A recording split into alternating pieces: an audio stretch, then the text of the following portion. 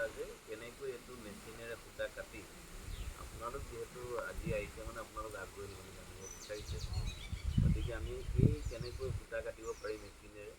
সূতা যদি আপুনি চাকৰিত কাটোতে 100 গ্ৰাম কাটিব পাৰিছিল, মেচিনেৰে কাটিলে হয়তো 300 গ্ৰামমান কাটিব পাৰিছিল। আৰু মেচিনটো একেবাৰে সহজ, এইটো মানে আমি ভৰিয়ে দিও মাৰিব পাৰোঁ। আৰু যেতিয়া আপুনি অলপমান এক্সপাৰ্ট হৈ গ'ল তেতিয়া তাৰমানে সেইটো মটৰত চলিব, কাৰেণ্টটো চলিব। গতিকে সেই মেচিনটোৱে দি পেলাই যেতিয়া সূতা কাটিব এনেকুৱা ধৰণৰ মিহি সূতা হ'ব। এইবাৰ মানে আমাৰ কথাটো হ'ল আমি মানে ব্যৱসায়ৰ কথা ভাবি আছোঁ, অকল আমাৰ ঘৰৰ জোঁৱাইকৰ কাপোৰখনৰ কথা ভবা নাই। আমি মানে ভাবিছোঁ এইবাৰ যে এইটো ব্যৱসায় কৰিব পাৰি নেকি। কাৰণ আজিকালি আপোনালোকৰ বহুত ধৰণৰ আত্মসহায়ক গোট আছে বা কিবা কিবি। আমি যে 3-4 গৰাকীয়ে মিলি যে আমি এনেকুৱা ধৰণৰ এৰী পুহি, আমি যিখিনি পুহোঁ এনেই এতিয়া এৰী খোলা আপোনালোকে বিক্ৰী কৰিলে 400, 500, 600, 700 টকা বিক্ৰী কৰি দিয়ে। আৰু 1 কেজি হ'লে বহুত লাগে হয়নে? তাৰমানে 2000, 3000 মান খোলা লাগে। গতিকে সেই খোলাখিনি যদি আমি নিজেই কাটোঁ তেতিয়া আকৌ সূতাখিনিৰ দাম বেলেগ। 1 কেজি সূতা হয়তো আপুনি 2600 টকা, 3000 মান টকা হ'ব। আকৌ সেই সূতাখিনি যদি আমি নিজেই কাপোৰ বওঁ, 1 কেজি সূতাৰ পৰা হয়তো আপুনি তেনেকুৱা ধৰণৰ 2যোৰমান চাদৰ মেখেলা ওলাই যাব। আকৌ এযোৰ চাদৰ মেখেলা যদি আপুনি এৰী 5000, মিনিমাম মানে 5000 টকা। এনেকুৱা ধৰণৰ যদি আমি ব্যৱসায়ৰ কথাত অকণমান ভাবোঁ, 3-4 গৰাকী, আৰু এনেকুৱা ধৰণৰ কথা নহয় ঘৰৰ চব কাম বন কৰিও এইখিনি কৰি পাৰোঁ বোলে আমি 2 ঘণ্টা 3 ঘণ্টামানকৈ 2-3 গৰাকী লগ হৈ 2-3 গৰাকী লগ হৈ আমি এনেকুৱা ধৰণৰ কৰোঁ।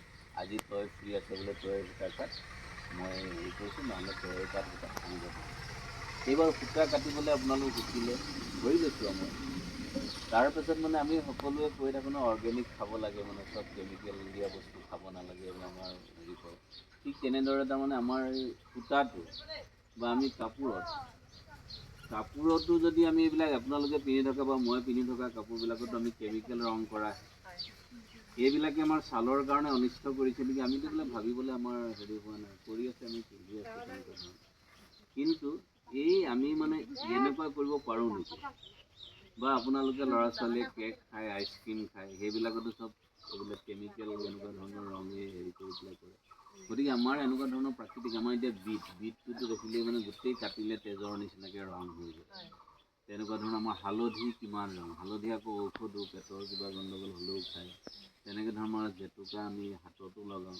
যে আমাৰ বহুত এনেকুৱা ধৰণৰ গছ গছনি এইবিলাক এনেকুৱা ধৰণৰ বস্তু আছে যিবিলাকৰ পৰা আমি ৰং কৰিব পাৰোঁ।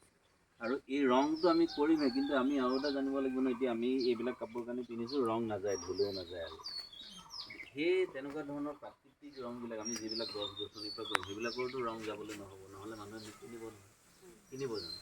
গতিকে তাত মানে আমি কিবা এটা বস্তু দি দিওঁ, সেইটো মডাৰ্ণ বুলি কয়। আমি পাছত সেইটো আপোনালোকে যদি হেৰি কৰে আমি তেনেধৰণে শিকাম।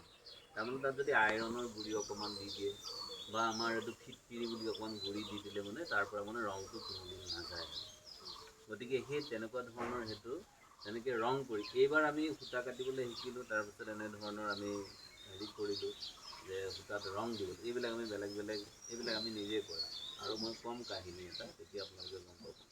এনেকুৱা ৰং কৰিবলৈ শিকিলে, ৰং কৰা শিকাৰ পাছত এতিয়া আপোনালোকে মানে ষ্টল বনাবলৈ শিকিলে। তাৰপাছত আজিকালি দেখিব আপোনালোকে এবাৰ এনেকুৱা কৰিছে বুলি গম পালে দেখিব আপোনালোকৰ বিভিন্ন গ্ৰুপে আহি মাতিবলৈ আহিব, বোলে আমাৰ ইয়াত এক্সিবিশ্যন আছে, আপোনালোকৰ বস্তুখিনি লৈ আহক, বোলে আমাৰ ইয়াত আছে, তাতে বিক্ৰীও কৰিব পাৰিব, আপোনালোকে হেৰি কৰিব পাৰিব। আৰু এইবিলাক মানে বস্তু এনেকুৱা ধৰণৰ আপুনি দাম দৰ বিশেষ নাই। এৰী মুগা তেনেকুৱা দাম দৰ কৰিব পাৰিব জানো? মুগা 35,000 মান এযোৰ কাপোৰত লয়।